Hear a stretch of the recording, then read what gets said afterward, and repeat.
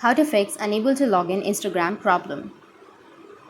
So if you want to fix unable to log in Instagram problem, then first make sure that you have an internet connection. After that, you just need simply tap and hold on to your Instagram. If you go with the login page of your Instagram, if it says login problem or unable to login, then just follow these steps. Go with your storage and cache and go with clear cache. After clearing your cache, your problem might be fixed. If that doesn't fix your problem, then the next thing we need to do is you need to open up your Play Store. After opening your Play Store, you need to go with your search. Under search, you can search for Instagram. After searching, if you have any updates under your Instagram, you just need simply go and update the application.